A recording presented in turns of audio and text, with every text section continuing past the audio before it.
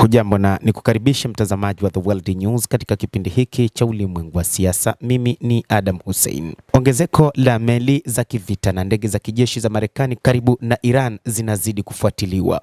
Ulimwengu umehamia katika Mashariki ya Kati kuona namna ambavyo Marekani inazidi kupeleka meli za kivita pamoja na ndege za kijeshi kwa ajili ya makabiliano dhidi ya Iran. Hata hivyo, vyombo vya habari vinathibitisha eneo la meli ya Marekani ya USS Abraham Lincoln karibu na Iran kwa kutumia picha za satellite, huku Washington ikiendelea kuweka shinikizo kwa nchi hiyo kuhusu mpango wake wa kijeshi na msako mkali wa hivi karibuni dhidi ya waandamanaji. Maafisa wa Marekani na Iran wanatarajiwa kukutana nchini Uswisi leo Jumanne kwa duru ya pili ya mazungumzo. Iran inasema mkutano huo utangazia mpango wake wa nyuklia na uwezekano wa kuondolewa kwa vikwazo vya kiuchumi vilivyowekwa na Marekani. Washington imeonyesha hapo awali kwamba inataka kujadili masuala mengine pia. Ndege ya Abraham Lincoln ambayo inaongoza la mashambulizi lenye makombora matatu yanaongozwa ina ndege 90 zikiwemo ndege za kivita za F-35 na wafanyakazi 3680. Inaripotiwa kutumwa katika eneo la Ghuba mwishoni mwa Januari, lakini haijaonekana katika picha za satellite hadi sasa. Hii ni kwa mujibu wa shirika la habari la BBC, na imekuwa karibu na pwani ya Oman, karibu kilomita 700 kutoka nchini Iran. Marekani pia inaripotiwa kutuma meli ya kivita ya USS Gerald Ford, meli kubwa zaidi ya kivita duniani, katika eneo la Mashariki ya Kati ambayo inaweza kufika katika eneo hilo ndani ya wiki 3 zijazo. Ufuatiliaji huu ni katika kuhakikisha ni jinsi gani Marekani imejiandaa kwa ajili ya mapambano dhidi ya Iran. Kuwasili kwa meli ya Abraham Lincoln inaongeza kile kinachojulikana kuhusu uwepo wa sasa wa kijeshi wa Marekani katika Mashariki ya Kati katika wiki chache zilizopita, ambapo shirika la habari la BBC limefuatilia ongezeko la ndege za kivita za Marekani, meli za kivita na ndege za kivita katika eneo hilo. Hata hivyo, wakati huu Iran inatimua meli za Wamarekani ambazo zinaingia katika maeneo hayo. Kadhalika kumekuwa na ndege za kivita za Marekani zilizokuwa zikirandaranda hasa katika maeneo ya mlango bahari wa Hormuz, na wakati ambapo jeshi la Iran likijiandaa na mazoezi ya kijeshi ya majini ambapo imezifukuza ndege hizo za kivita. Picha zinazopatikana hadharani kutoka kwenye satellite za Ulaya za Sentinel-2 zinaonyesha kwamba meli ya Abraham Lincoln katika bahari ya Arabia karibu maili 150, kilomita 240 kutoka pwani ya Oman.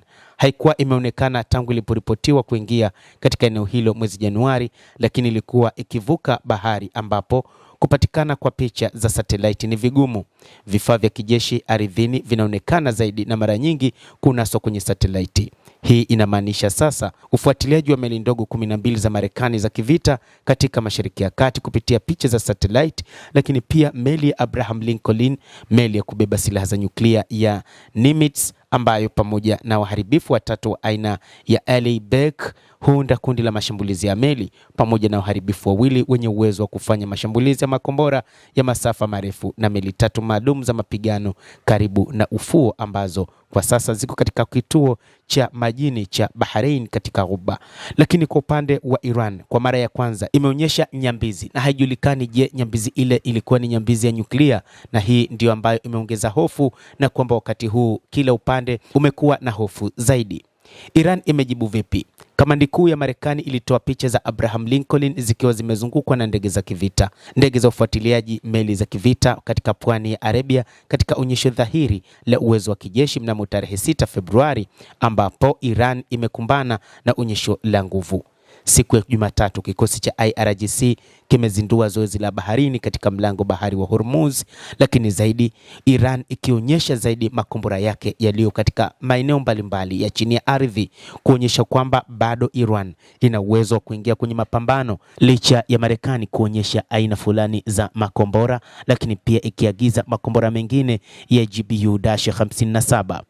Zoezi hilo limeshuhudiwa na kamanda mkuu wa IRGC Meja Jenerali Mohamed Pakpur wakati alipokagua meli za majini kwenye bandari kabla ya makombora kuonekana yakirushwa kutoka kwenye meli. shirika la habari la Tasnim linalohusishwa na IRGC limeripoti. Mlango huo unachukuliwa kwa mojawapo ya njia muhimu zaidi za meli duniani na sehemu muhimu za kusafirisha mafuta, na Iran huenda kachukua jukumu lingine la kufunga mlango bahari wa Hormuz. Karibu theluthi moja ya mafuta na gesi duniani hutiririka kupitia mlango huo, ikiwa ni pamoja na kutoka kisiwa cha Kharg, kituo kikuu cha usafirishaji mafuta cha Iran. Pakpur alionekana akiruka juu ya kisiwa hicho katika helikopta karibu, katika ripoti inayoonyesha uwezo wa hivi karibuni wa kijeshi wa Iran. Wataalamu wa kijasusi wanasema kwamba maandalizi ya sasa ya jeshi la Marekani katika eneo la Mashariki ya Kati pamoja na maandalizi ya Iran ni maandalizi ambayo kwa namna yoyote ile, kama makubaliano yoyote hayatafanyika, vita itakuwa ni kubwa mno na Marekani huenda ikaanzisha operation dhidi ya Iran. Hii ni kwa mujibu wa wachambuzi wa mambo wa kijasusi, na wakati huu inaonekana shambulizi hilo litakuwa ni shambulizi la kushtukiza kama lile la Midnight Hammer la Marekani lililofanyika katika maeneo ya Fordo, Natanz na Isfahan, miongoni mwa vituo vya nyuklia vya Iran. Na wakati huu majasusi wanasema huenda Marekani ikafanya hivyo. Hata hivyo, Iran imesema wakati wote iko macho masaa 24 na kwamba wapo tayari ikiwa watashambuliwa watajibu vikali kwa kushambulia meli ya USS Abraham Lincoln pamoja na maeneo yote ya kijeshi ya Marekani katika eneo la Mashariki ya Kati. Endelea kutufuatilia, lakini usisahau kulike, kucomment, kadhalika kusubscribe channel yetu hii. Mimi ni Adam Hussein. Endelea kuwa nasi wakati wote.